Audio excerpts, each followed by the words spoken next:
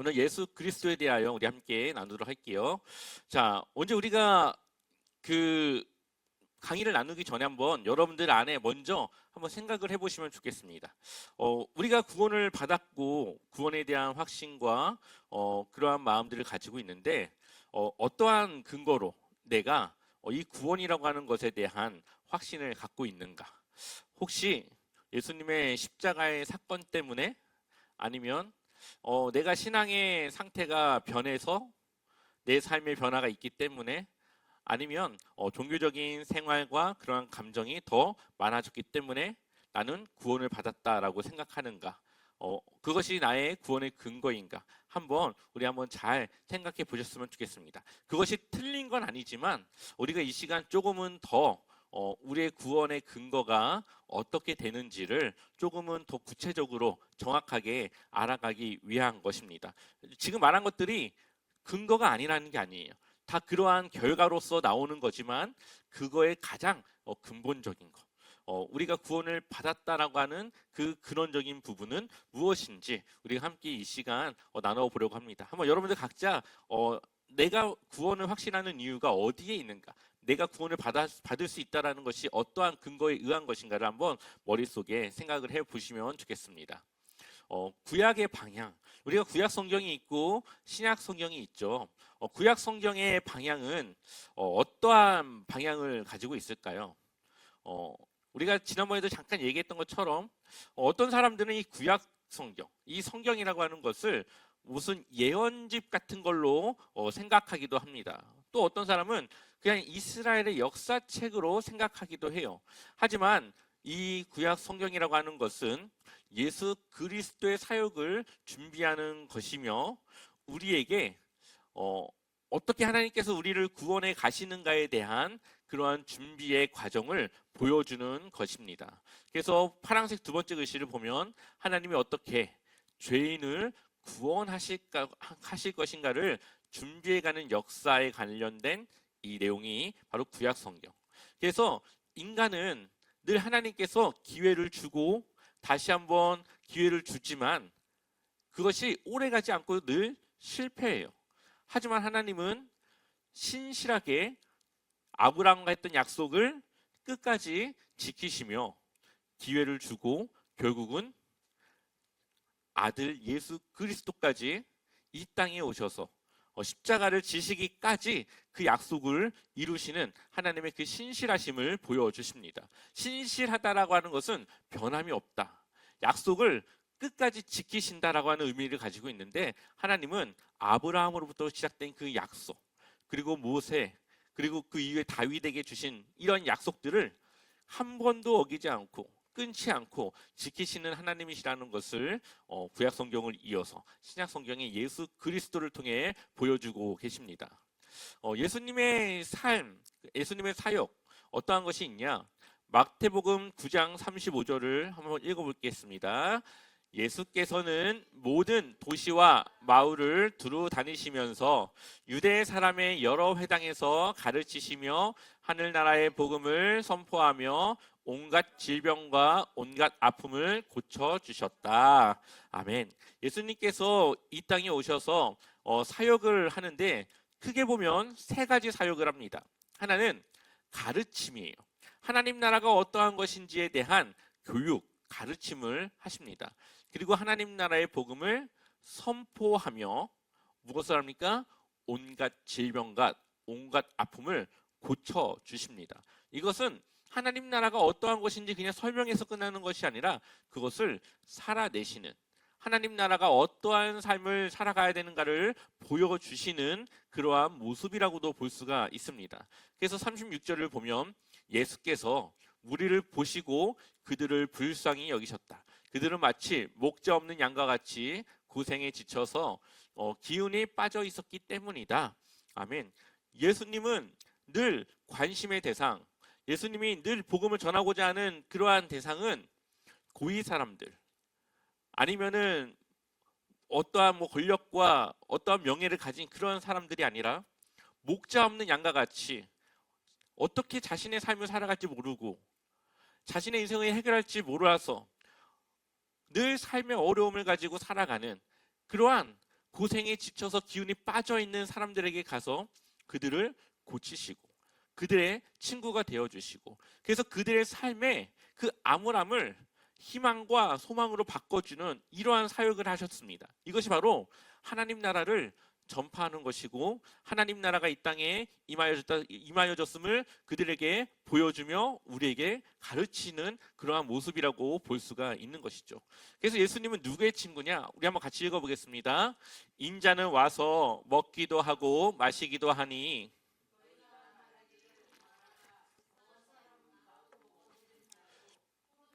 마시는 자요 세리와 죄인의 친구다 한다. 아멘. 바리새인들이 보니까 예수님은 늘 하는 일이 세리들, 그러니까 지금으로 말하면은 뭐 일본에 붙어가지고 막 일본 밑에서 일하는 그 일제 강점기 때에 일본의 앞잡이, 약간 그런 일을 하는 이 세리들과, 또한 죄인들과 가난한 자들과 그러한 약자들과 친구가 되어서 그들을 만나고 교제하는 삶을 살아가십니다. 예수님은 늘 저녁 식사를 이렇게 하면서 그들을 초청해서 함께 저녁을 먹습니다.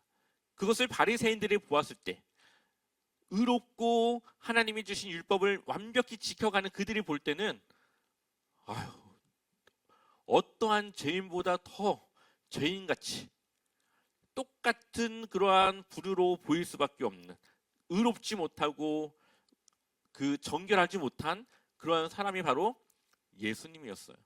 근데 예수님이 자신이 이 땅에 오신 것은 섬김을 받은 것이 아니라 오히려 섬기려 하고, 또 이 약한 자들에게 의사로서 그들의 질병을 고치며 그들에게 필요한 것을 제공하기 위한 이 땅에 하나님의 나라를 세우는 하나님 나라의 왕으로서 이 땅에 오셨음을 보여주고 있는 것이죠.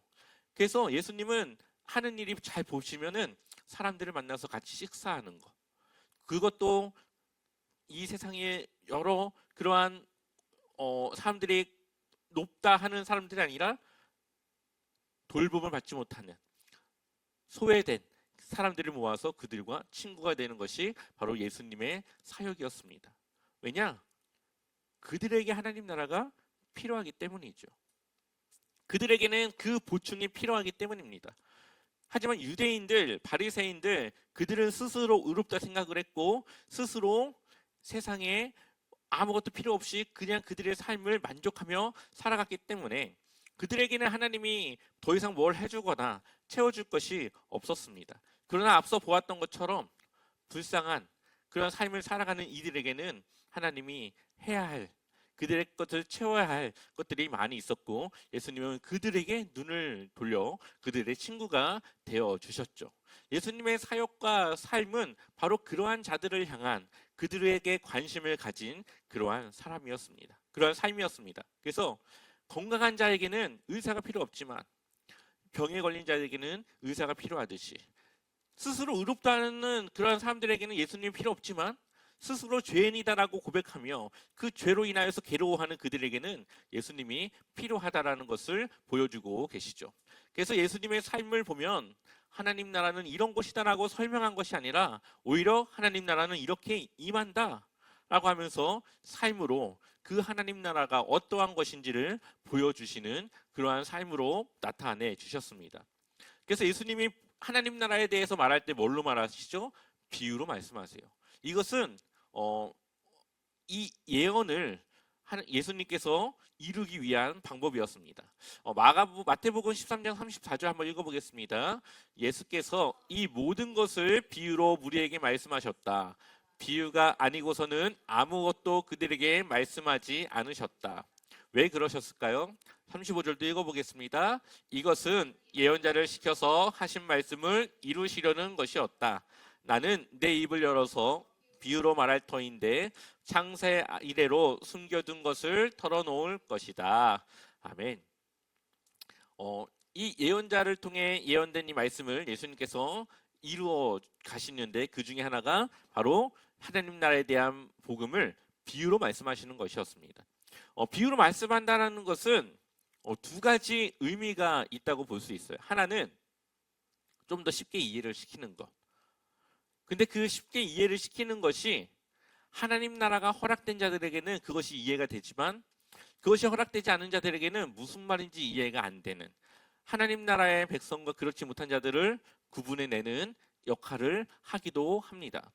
그래서 예수님께서 비유로 말씀하시고 나서 제자들에게는 이것이 어떠한 말씀인지를 해석해줘요. 그런데 이 비유를 듣고도 유대인들과 그러한 종교 지도자들은 이해하지 못합니다. 그래서 하나님 나라를 받아들일 마음이 있는지 그것을 바로 드러내고 걸러내는 방식이 바로 이 비유라고 하는 방법이었습니다. 그래서 하나님 나라는 겨자씨와 같이 처음에는 보이지 않는 것 같아요. 내 마음에 하나님 나라가 임했는지 안 임했는지 모르겠어요. 근데 시간이 지나면 알아요. 시간이 지나면 그것이 내 안에 점점 커집니다. 점점 내 마음에 그것이 자리를 잡아가고 내 삶이 느리지만 조금씩 변화되어져 가고 조금씩 바뀌어져 가는 것을 보게 됐죠. 이게 바로 생명력 성장이죠. 바로 겨자씨가 심겨졌고 그것이 자라나고 있다라는 겁니다. 그것이 결국에는 처음에는 보이지 않을 만큼의 작은 씨앗이었지만 큰 나무가 되어서 또 누군가에게 도움을 줄 수 있는, 또 누군가의 안식처가 될 수 있는 그러한 성장을 이룬다라는 것을 우리에게 보여주고 있습니다. 그래서 겨자씨 비유를 통해 하나님 나라에 대해서 또 그 외에 많은 것들을 통해서 하나님 나라를 우리에게 알려주고 계셨던 것을 우리는 볼 수가 있죠. 또 예수님과 십자가에 대한 내용을 우리는 보게 될 텐데요. 십자가에는 두 가지가 있다고 보시면 돼요. 하나는 사랑, 하나는 공의. 십자가에는 이 두 가지가 있습니다. 예수님께서 십자가를 지신 이유가 무엇이죠? 우리의 죄를 용서하기 위한 것이라고 우리는 잘 알고 있죠.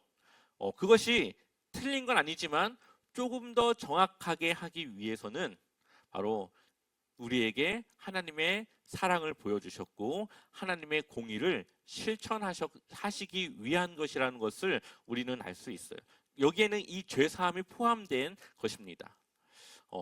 그래서 예수님께서 십자가에 진 것을 성경에서는 희생제물, 희생제사와 같은 걸로 이야기를 합니다.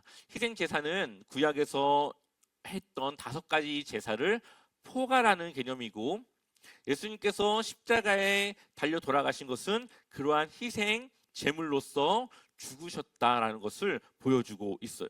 그래서 구약에서는 희생 제물을 매번 드려야 되지만 예수님은 그들과 다르기 때문에 한 번에 그 흘린 피로 모든 제사를 단번에 끝내셨습니다. 그래서 예수님이 그 제사를 다 마치셨기 때문에 더 이상 우리가 희생 제사를 드리지 않아도 돼요. 조금 더 쉽게 예를 들면은 여러분들에게 빚이 있어요. 한 100억 정도의 빚이 있어가지고 매달 이자만 갚기도 바빠요. 막 원금은 뭐 고수하고 매달 이자만 갚기도 너무나도 빠듯한 생활을 하고 있습니다. 근데 누가 와서 100억이란 돈을 다 지불해서 갚아줬어요. 그럼 우리가 이제 이자 내야 안 내요? 안 내죠. 원금도 낼 필요가 없죠. 마찬가지로 예수님께서는 우리가 해결할 수 없는 원죄가 있었고 그 원죄로 인하여서 우리가 행하는 죄를 우리는 매번 하고 살아가죠. 우리는 그 죄에 대해서 희생제물을 통해 그때그때의 죄를 해결할 수는 있지만 우리 안에 원죄는 해결할 수가 없어요. 근데 예수님께서는 그 원죄를 해결을 하셨고 이제 우리는 죄인이 아니라 하나님의 자녀로서 의롭다함을 받은 의로운 자들이 되었습니다. 물론 죄는 짓죠. 그러나 그것이 우리가 아직 온전한 하나님 나라를 들어가지 않았기 때문에 여전히 죄로 만연한 이 세상을 살아가면서 인간의 연약함에서 오는 그러한 결과이지 우리의 마음이 하나님에게 없어서 우리가 그것을 원하기 때문에 짓는 그러한 죄는 아니라는 거죠. 그런 것처럼 예수님께서 우리의 모든 죄를 다 용서하셨기 때문에 죄와 우리의 관계는 끝이 났어요. 이미 죄의 문제는 다 예수님께서 다 갚아주셨어요. 그렇기 때문에 우리가 더 이상 매번 제물을 드리거나 희생 제사를 드리지 않아도 된다라는 것을 예수님께서 이 십자가의 사건을 통해 해결해 주셨다라는 겁니다. 또한 두 번째로는 하나님의 사랑입니다. 한번 같이 읽어보겠습니다. 사랑은 여기 있으니 우리가 하나님을 사랑한 것이 아니요 하나님이 우리를 사랑하사 우리 죄를 속하기 위하여 화목 제물로 그 아들을 보내셨음이라. 아멘. 우리가 먼저 하나님을 사랑한 것이 아니라 하나님이 우리를 사랑해서, 그래서 우리가 요구하지 않았고 우리가 기대하지 않았지만 하나님은 자기의 사랑을 보여주기 위해 하나님이신 또 아들이신 예수님을 인간의 모습으로 오셔서 죽기까지 복종하게 하셨다. 자신의 아들까지도 내어주실 만큼 우리를 사랑하셨음을 보여주시는 것이 바로 십자가의 사건입니다. 또한 이 십자가의 사건에는 하나님의 공의가 있어요. 공의라고 하는 것은 죄를 간과하지 않는 거예요. 죄를 지었다면 그 죄를 반드시 벌하는 것이 하나님의 공의예요. 근데 하나님은 우리를 사랑하시죠.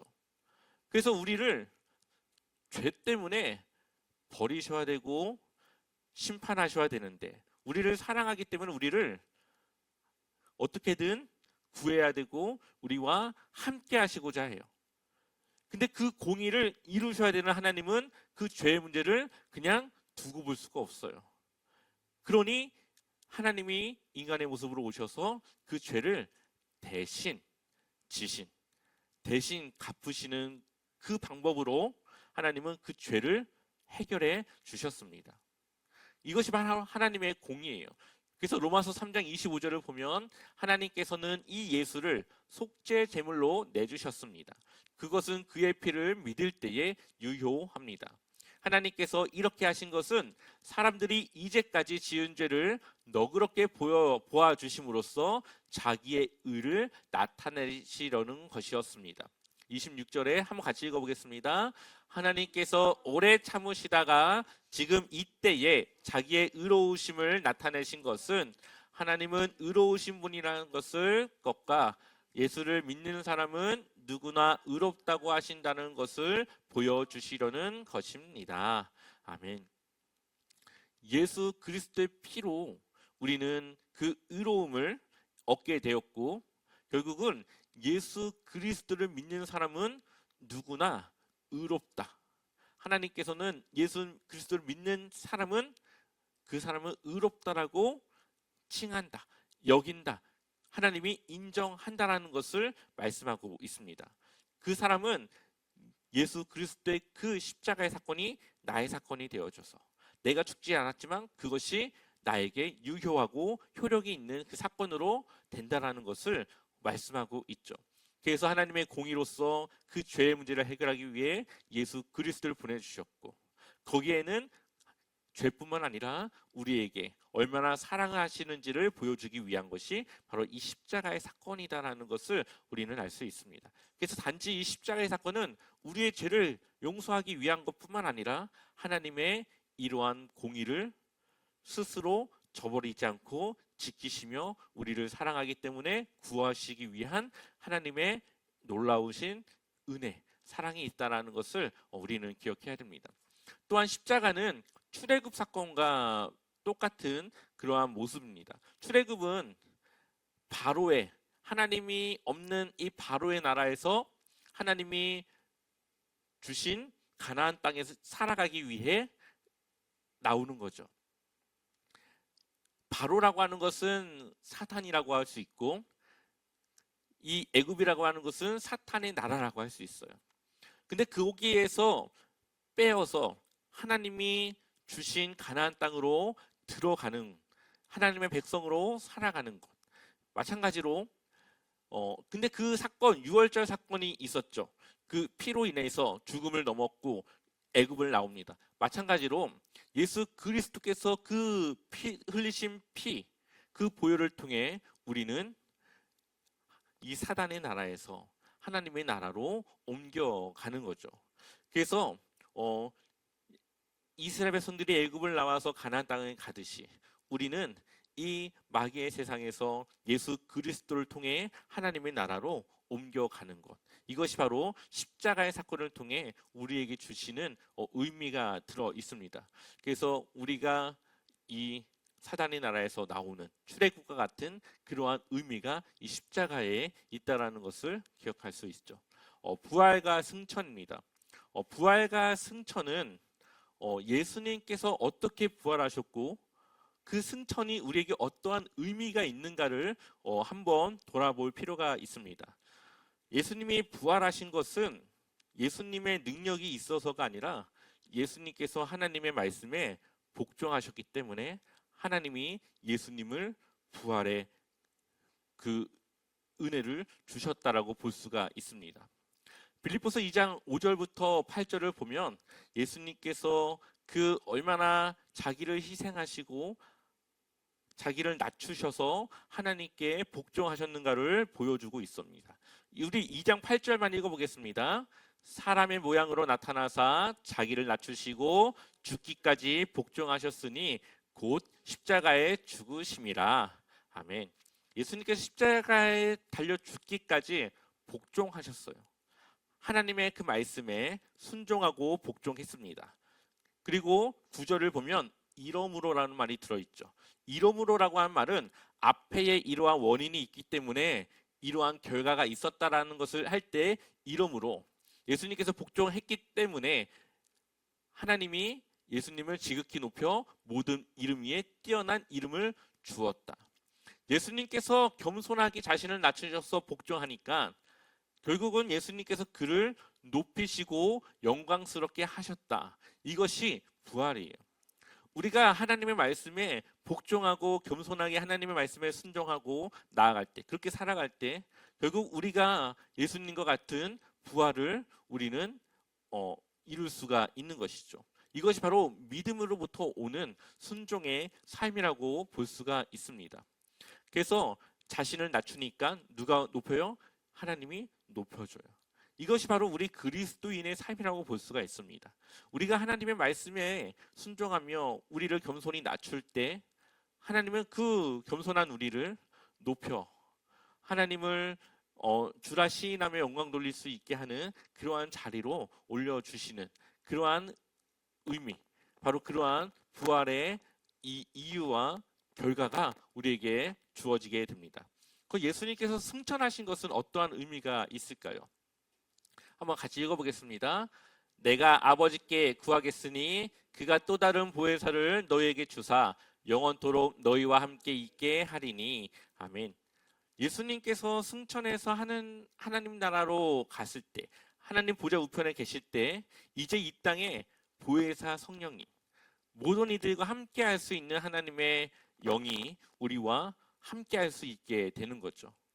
예수님이 이 땅에 육신으로 있으면 지역과 많은 그러한 사람들의 마음에 함께 할 수 없지만 영으로 계신 하나님의 영이 이 땅에 오실 때 우리 모두는 그 영 안에서 하나 될 수 있고 그 음성을 듣고 따라갈 수가 있는 것입니다. 그래서 예수님께서 승천하는 것이 오히려 우리의 신앙생활에는 더 좋다고 말씀을 하시죠. 26절을 보니까 보혜사 곧 아버지께서 내 이름으로 보내실 성령, 그가 너희에게 모든 것을 가르치고 내가 너희에게 말한 모든 것을 생각나게 하리라. 아멘. 이것이 바로 예레미야서에 나오는 새 언약의 말씀과 아주 맥락이 닿는 그런 말씀입니다. 하나님의 율법을 이제는 돌판이 아니라 우리의 마음에 새겨 그것을 가르치지 않아도 그것을 따라 살아갈 수 있게 하신다는 것이 하나님께서 우리에게 주신 새 언약인데, 바로 그 일을 하는 분이 바로 우리 안에 성령님께서 오셔서 우리로 하여금 그것을 깨닫게 하시고 그것을 생각나게 하시고 그것을 따라 살아갈 수 있게 하신다는 것을 오늘 요한복음 말씀에 우리에게 말씀하고 있죠. 그래서 예수님께서는 승천하셨지만 하나님 보좌 우편에 앉아 계시지만 대신 이 땅에 이제는 성령님을 통해 우리가 그 성령님의 인도함을 따라 살아갈 수 있도록 그렇게 하셨다는 것을 우리는 볼 수가 있죠. 그래서 새 언약을 통해 우리에게 이제는 행위가 아니라 우리의 내적 변화로부터 시작된 하나님의 자녀로서의 삶을 살아가게 됩니다. 그래서 예수님께서 십자가에 달려 돌아가시기 전에 제자들과 함께 성찬을 거행하며 이렇게 말씀하시죠. 그들이 먹을 때 예수께서 떡을 가지사 축복하시고 떼어 제자들에게 주시며 이르되 받아서 먹으라 이것은 내 몸이라 하시고 또 잔을 가지사 감사기도 하시고 그들에게 주시며 이르시되 너희가 다 이것을 마시라. 왜 마실까요? 이것은 죄 사함을 얻게 하라고 많은 사람을 위하여 흘리는 바 나의 피 곧 무슨 피요? 언약의 피니라. 그것을 마심으로 그리고 예수님께서 피를 흘리심으로 새 언약은 체결되는 거예요. 그래서 성찬을 통해 우리가 예수님의 피는 아니지만 그러한 것을 기념하며 우리가 다시 그 약속을 되새기고 그 약속을 기억하며 다시 하나님 안으로 우리가 하나되어지는 그러한 시간으로 우리는 이 성찬을 갖는 것입니다. 그래서 구원이라고 하는 것은 우리의 믿음으로 우리가 구원받는 것이 아니라 지난번에도 말했다시피 예수 그리스도의 신실한 순종에 의해서 우리는 구원을 받은 거예요. 예수님께서 죽기까지 복종하셨기 때문에 예수님께서 십자가를 그렇게 지셨기 때문에 우리는 구원을 받은 겁니다. 그렇다면 우리가 가진 믿음이란 건 무엇입니까? 그러한 구원에 우리가 연결되어지는 끈과 같아요.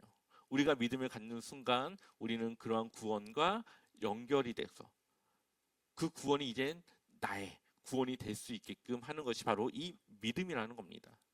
그래서 사실 우리가 뭐 확신을 갖고 안 갖고 그게 문제가 아닌 거예요. 이미 내가 예수님이 그것을 했다라는 것을 내가 믿고 나도 그렇게 될 수 있다라는 것을 내가 믿고 그렇게 살아가면 우리는 그 구원과 맞닿아 있는 그러한 삶을 살아가는 겁니다. 그러니 내 믿음이 약해졌을 때 구원이 끊어지거나 내 믿음이 좋았을 때 다시 그것이 연결되어지는 그러한 것이 아니라 내 믿음은 조금 연약해질 수 있어요. 우리가 다 똑같이 좋을 수는 없으니까. 그러나 하나님께서 나에게 약속하신 구원은 약해지지도 않고 끊어지지도 않고 변하지가 않습니다. 내가 그 끈 연결만 내가 갖고 있으면 내가 하나님과의 관계만 놓지 않으면 그 구원은 변함이 없어요. 왜냐? 그 구원은 내 믿음의 크고 작음으로 얻은 것이 아니라 이미 예수 그리스도께서 다 이루어 놓은 것을 내가 그냥 연결만 돼서 그 구원이 나에게 선물로 주어진 것이기 때문에 그러니 우리의 믿음 생활에 그러한 믿음의 크고 작음에 따라서 두려워하거나 염려하거나 걱정하거나 그럴 일이 전혀 없다라는 것을 반드시 기억하셨으면 좋겠습니다. 그래서 믿음은 공로가 아니라 이미 이루어진 구원에 참여하는 뭐라고요? 통로. 우리는 그 믿음이라고 하는 통로를 통해 연결되어지는 것입니다. 그래서 믿음은 내가 무언가를 잘한 그러한 공로가 아니라 그냥 내가 그것을 믿음으로 구원을 연결의 끈이 되어지는 그러한 통로라는 것을 기억하시기 바랍니다. 그래서 우리 성경 두 절만 보고 마치도록 하겠습니다. 그러므로 이제 그리스도 예수 안에 있는 자에게는 결코 정죄함이 없나니 이는 그리스도 예수 안에 있는 생명의 성령의 법이 죄와 사망의 법에서 너를 해방하였음이라. 아멘. 우리의 죄의 문제는 이미 끝났습니다. 그러니 우리가 그 죄로 인하여서 염려하거나 걱정하거나 우리가 불안해할 필요가 없다라는 거죠. 이미 예수님을 통해 모든 죄의 문제는 끝났기 때문에. 그러니 여러분들의 신앙생활 속에서 혹시 내가 죄를 짓거나 내가 잘못한 일을 했다 하더라도 그것은 다시 예수 그리스도 앞에서 우리는 용서받을 수 있기 때문에 그것으로 인하여서 두려워하거나 떨거나 그러지 않으셨으면 좋겠습니다. 그냥 그것을 가지고 예수 그리스도께 나아가서 그것에 대한 다시 회복과 용서를 받아 또 다시 그 시작을 그리스도인의 삶으로 나아가면 되기 때문이죠. 그렇게 우리의 신앙생활이 늘 주님 앞에 변함없이 신실하게 나아가길 소망합니다. 한번 여러분들이 오늘 이 강의를 들으시면서 여러분들의 신앙생활에 혹시 어떠한 도움이 됐거나 또 새로운 것을 생각했거나 했는지 한번 생각해 보셨으면 좋겠습니다. 그래서 우리의 믿음이 그 구원에 좌지우지 되는 것이 아니라 이미 예수 그리스도의 신실함으로 구원은 이루어졌고 우리가 가진 믿음은 그것의 통로로서 연결되어지는 역할을 하는 것이라는 것을 기억하셨어. 우리가 정말 늘 그리스도인의 그 구원받은 성도의 삶으로 나아가길 소망합니다.